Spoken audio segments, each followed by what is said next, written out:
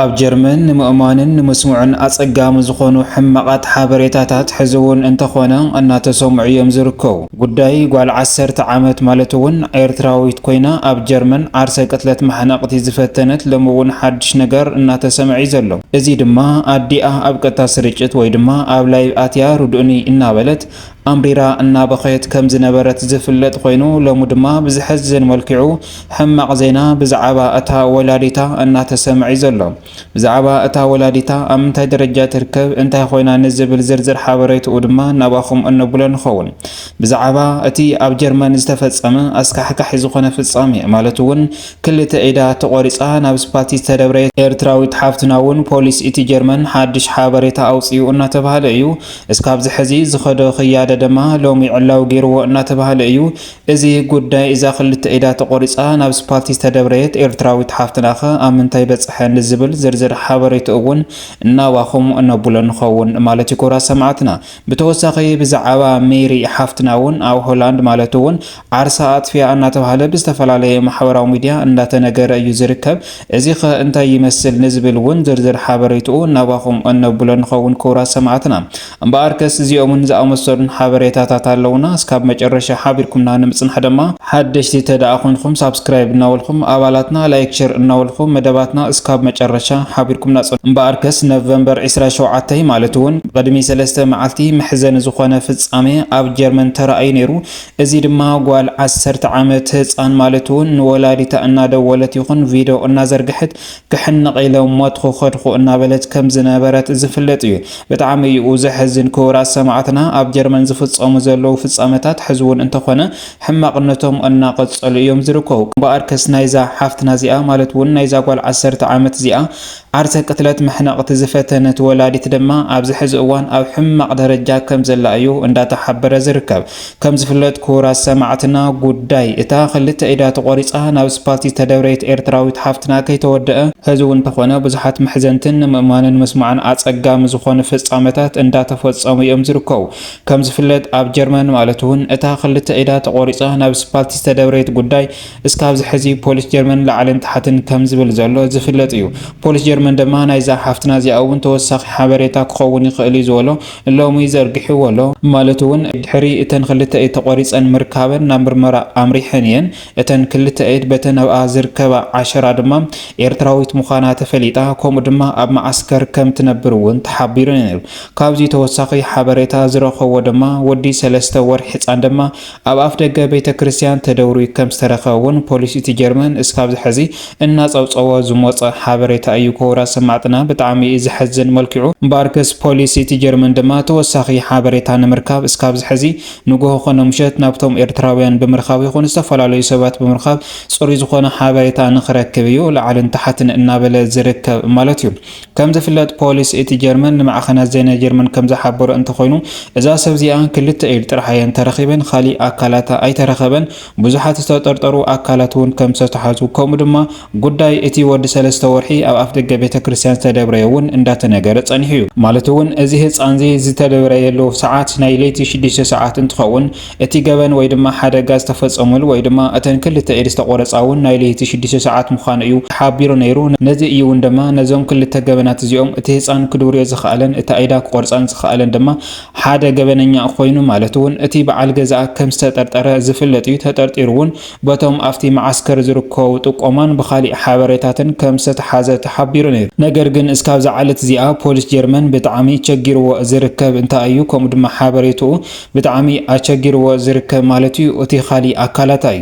ማለት እውን እቲ በዓል ገዛኣ ተጠርጢሩ ዳኣ እምበር ኣነ ቀቲለያ እስካብዚ ሕዚ ኣይበለን ዘሎ።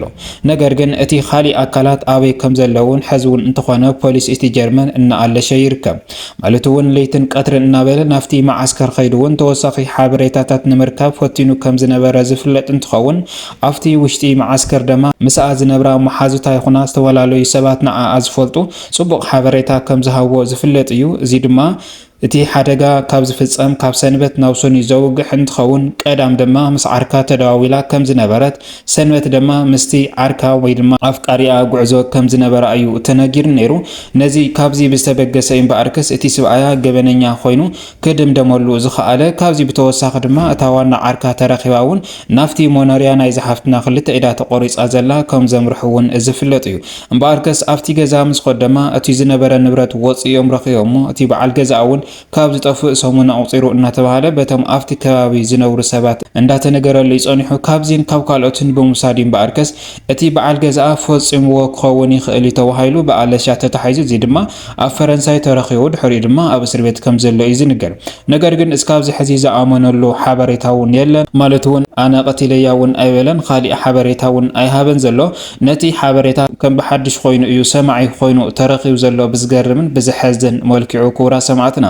እምበኣርከስ ፖሊስ እቲ ጀርመን እስካብዚ ሕዚ ኣካላቱ እናኣለሸ ከም ዝርከብ ማለት እውን እቲ ዝተረፈ ሬስኣ ናብ ቃላይዶ ወይስ ብኣራዊት ተበልዒኒ ዝብል ብዝተፈላለዩ ከለላ ተገይሩ እቲ ቦታ እናተኣለሸ እዩ ዝርከብ እቲ ዝተረፈ ኣካላታ።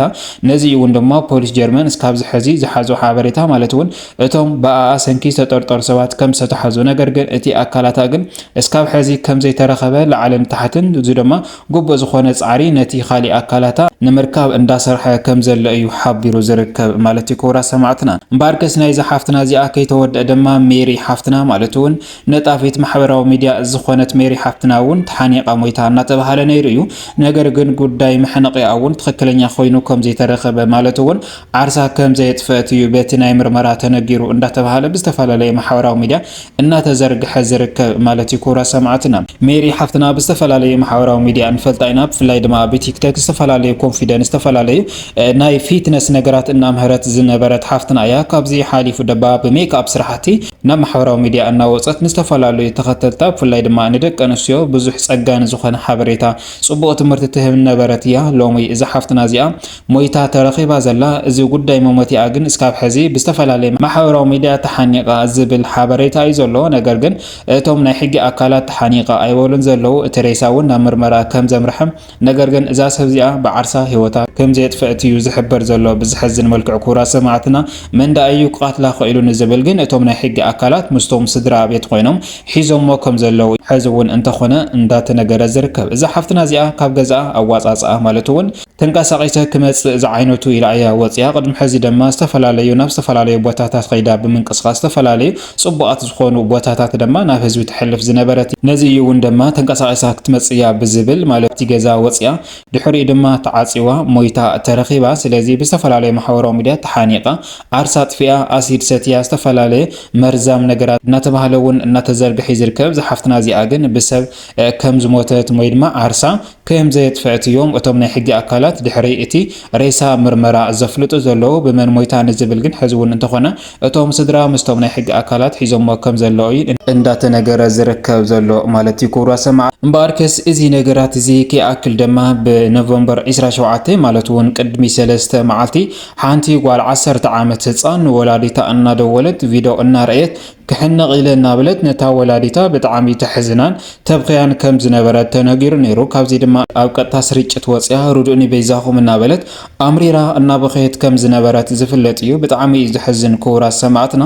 ነዛ ውላድ እዚኣ ክትዕቢ ላዕልን ታሕትን እናበለት እሞ ድማ ኣብ ጀርመን እሞ ድማ ቆልዓ ሒዝካ ከቢድ ምዃኑ ይፍለጥ እዩ። እዛ ወላዲት እዚኣ ድማ 24 ሰዓት ዝተፈላለዩ ጠየቐታት ክተማልእ እናሰርሐት እናሃለይት እያ ሃንደበታዊ እዛ ጓል 10 ዓመት ይሕነቕ ኣለኹ ዝብል ዜና ነታ ወላዲታ ኣስሚዓታ። እምበኣርከስ እታ ወላዲታ እውን ከም እንብለኩም ኣብ ሕማቕ ደረጃ ከም ዝነበረት ዝፍለጥ እዩ። እዛ ሰብ እዚኣ ኣብሊዓ ኣስትያ ናብ ትምህርቲ ቤት እያ ሰኒያታ ድሕሪ ድማ ትምህርቲ ቤት ትመሃር ኣላ እናበለት እያ ብሰብ ተደዊሉ ጓልኺ ትሕነቕ ኣላ ዝበልዋ። እምበኣርከስ እዛ ወላዲት እዚኣ ድማ ማለት እውን ኣብሊዓ ኣስትያ ናብ ትምህርቲ እያ ሰዲዳታ። እምበኣርከስ ኣብ ትምህርቲ ትመሃር ኣላ እናበለት እዚ ሕማቕ ዜና ክትሰምዕ እንከላ እዛ ወላዲት እውን ኣብ ሕማቕ ደረጃ እያ ወዲቓ ማለት እዩ ክቡራ ሰማዕትና። እምበኣርከስ ብዝሕዝን መልክዑ ብዛዕባ እታ ወላዲታ ሎሚ ሕማቕ ዜና እናተሰምዐ ዝርከብ እንታይ እዩ እንተተባሂሉ እዛ ወላዲታ ከም ዝፍለጥ ብሰብ ውላድኺ ትሕነቐላ ወይ ድማ ጓልኺ ትሕነቐላ ምስ ተባሃለት ሃንደበታዊ እያ ካብቲ ገዛ ወፅያ ናብቲ ዝፍፀመሉ ቦታ ከይዳ ድሕሪኡ ድማ እታ ውላዳ ወይ ድማ እታ ትሕነቐላ ዝተባሃለት ጓላ ኣብ ሕማቕ ደረጃ ማለት እውን ኣብ ሕክምና ኣትያ ክትተርፍ ዶ ኣይተርፍን ዝብል ኩነታት ዝበፅሐትሉ ደረጃ በፂሓ እያ ረኺባታ። እምበኣርክስ እታ ወላዲት ድማ ኣብቲ ግዜ ንሱ ደንጊፃ ከም ዝወደቐት እንዳተነገረ ነይሩ እዩ። እታ ጓል 10 ዓመት ትሕነቃላ ዝተባሃለት ጓል እትፈትዋን መሪሕ ስናን ዝኾነት ክትሕነቕ ከላ ነሳ ድማ ብጣዕሚ ሓሚማ ከም ዝነበረት ዝፍለጥ እዩ።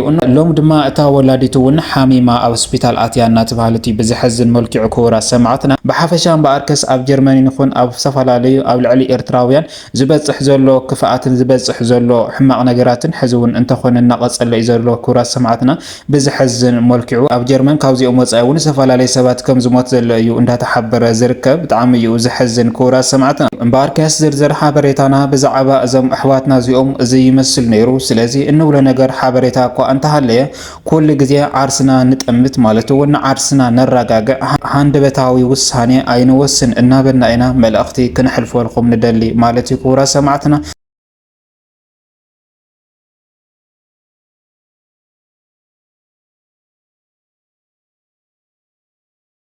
ናይ ኩላትና ምኽሪ ስለ ዝኾነ ኩላትና ድማ ነዚ ሕማቕ ኣተሓሳስባ ነዚ ሓፂር ዝኾነ ውሳኔ ጠጠው ንኽነብለኖም ናይ ኩላትና ሓላፍነት ይክኸውን ማለት እዩ ክቡራት ሰማዕትና። እስካብ መጨረሻ ሓቢርኩምና ዝፀናሕኩም ካብ ልቢ እናመስገና ሰላም ሰናይ ፃንሒት ይጎረልኩም።